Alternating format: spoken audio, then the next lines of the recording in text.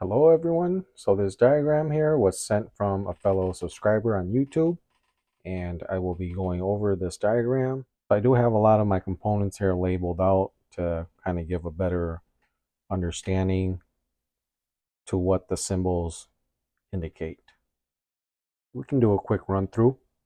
So this symbol here is a current monitor or amp monitor, and what that does is it is going to monitor this leg here to the motor, and you can use that amp reading to a display to show that this motor is currently drawing, let's say, 5 amps. It will show on the display that it's drawing 5 amps.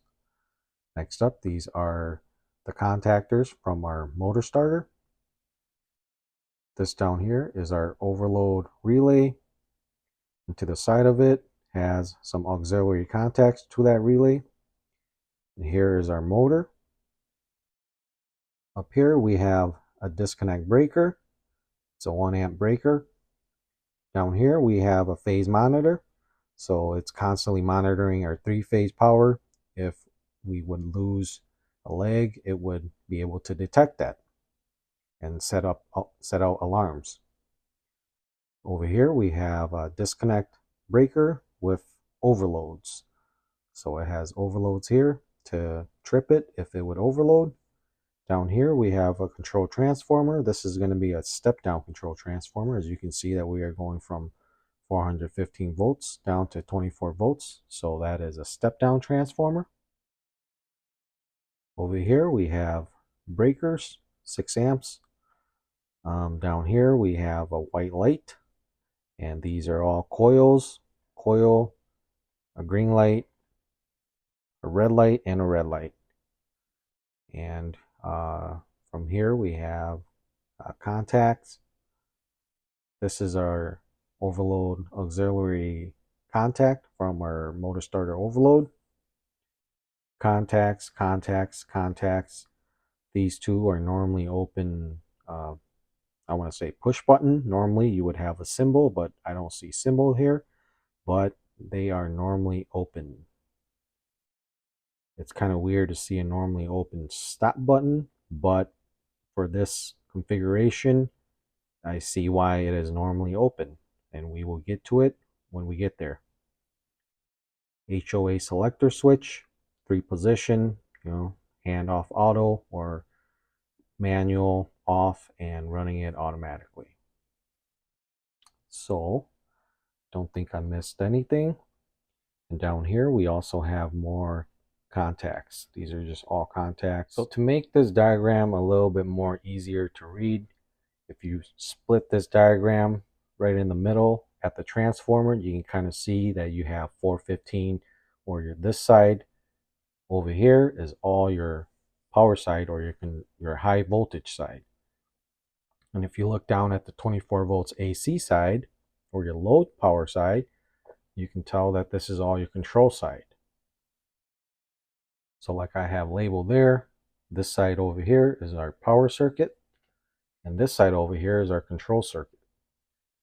So let's take a look at our power circuit first, and then we can look at the control circuit. Starting at our power circuit, we have our 3-phase power coming in, 1, 2, and 3.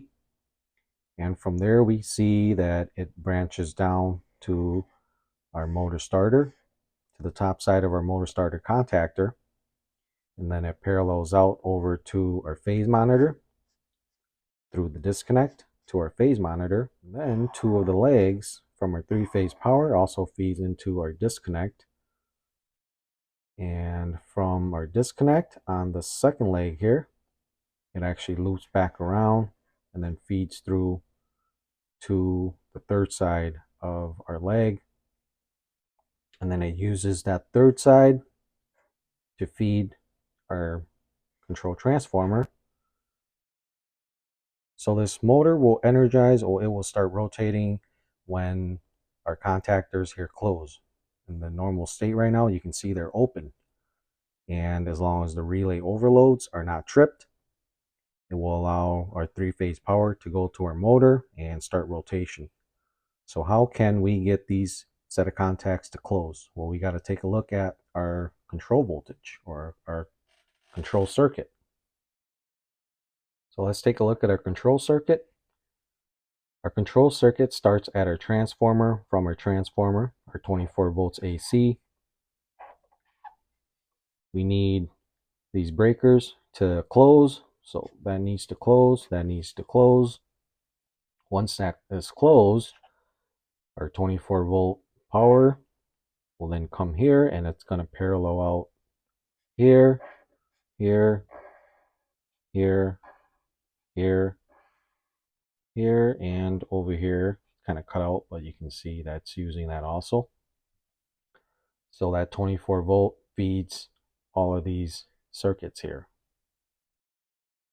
Taking a look at this first circuit, we have 24 volts coming to a white light, and the white light just terminates back to the neutral ground side over here, completing the path back to the transformer, and that white light will illuminate. And that white light indicates that we have control power.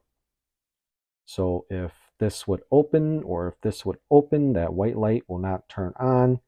And that's a way to indicate that we don't have control power, because we're either losing our neutral ground side or we are losing that 24 volt side.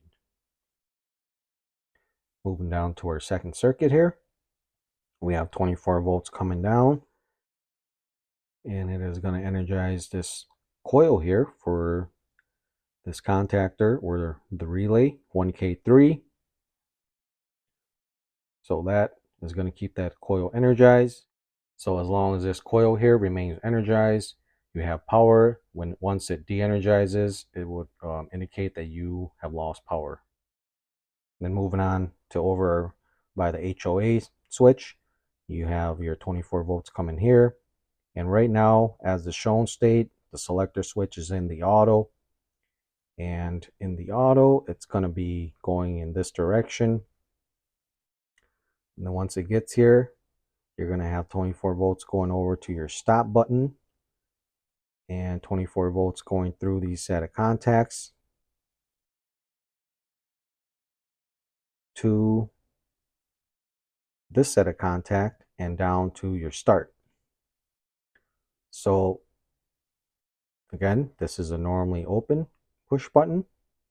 So how this HOA circuit here works is when you press this in, you're going to then send 24 volts over to this coil. It's going to energize 1K2, and 1K2 will then break open because this is a normally closed contact. Again, 1K2. This is controlled from this coil. So when this coil energizes, this breaks, and it's going to kill power to 1K4. Now 1K4 keeps this set of contact up here to bring in power to 1K1 to this coil.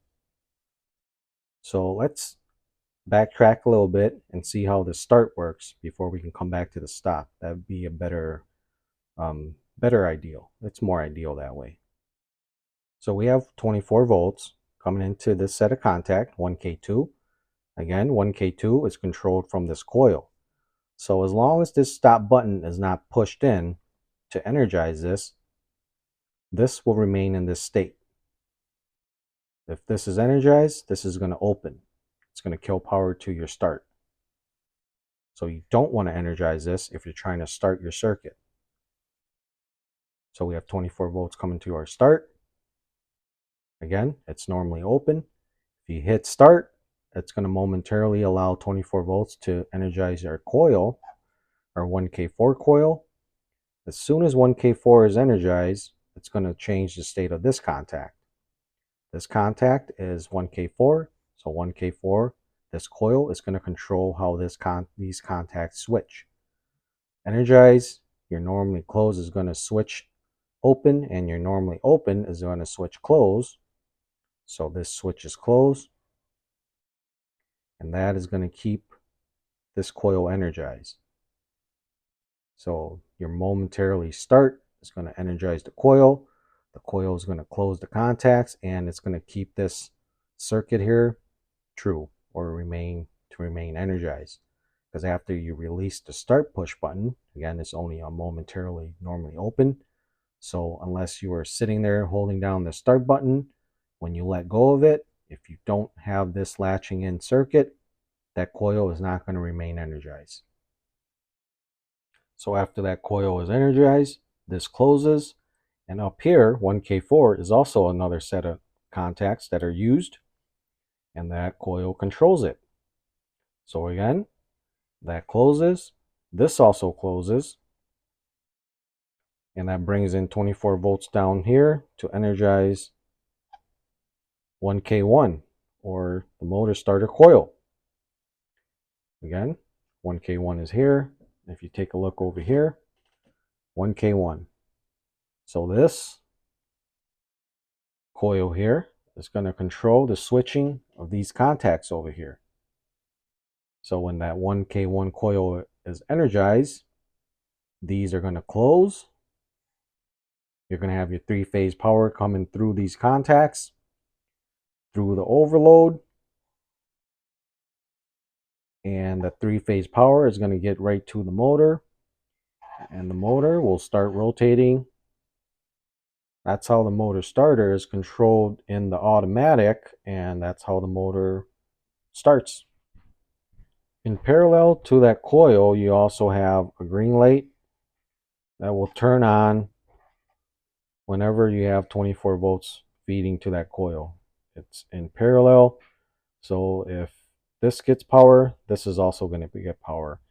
If the coil is energized and the motor is running, there's going to be a green light to indicate that the motor is running. So now we've seen how it starts, we can see how it stops.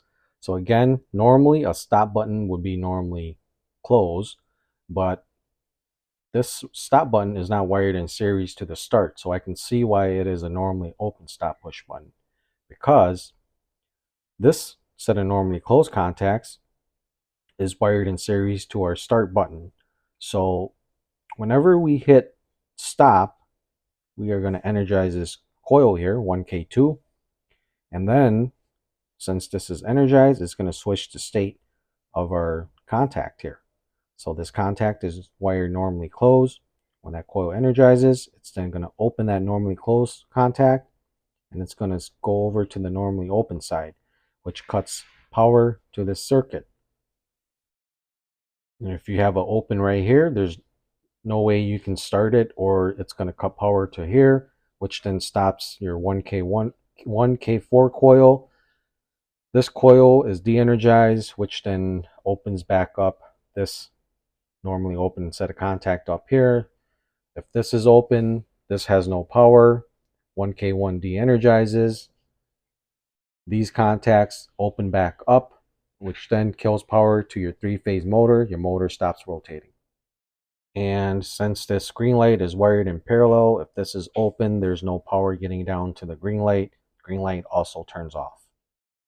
And if you would flip your HOA switch to the off position, or this one right here, if you flip it to this does nothing. It doesn't run it over here, nor over here. So when you flip it to the O position, it's just off. It goes nowhere. It doesn't control anything. Now let's take a look at this position over here. If you would flip your selector switch to this position, or the H position, it's the hand or manual position. If you would flip it to this position here, you would be sending your 24 volt directly down to your coil and the green light. So when you're in the manual position, you bypass your start stop. You just send a direct 24 volts to this coil and to the green light. And again, 1K1, if this is energized, this will close. Your three-phase motor will be rotating and your green light will be on. So let's take a look at this circuit here. This circuit uses a set of normally closed contact from 1K1. So this is tied back into that coil from your motor starter. So it's an auxiliary contact from your motor starter. When this is running, green light is on. When this is off or de-energized, it's going to be in the normally closed state. So this is going to send 24 volts for a red light to turn on. When your motor is not running, there's going to be a red light on indicating that the motor is stopped. And then over here is from our overload auxiliary contact. It's a set and normally open contact.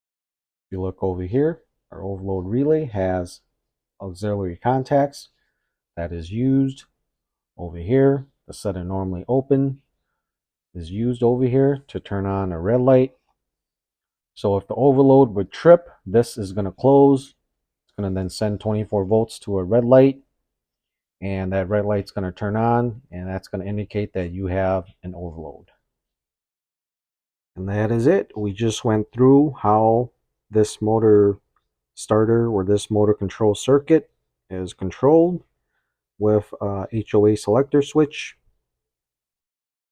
Until next time, deuces.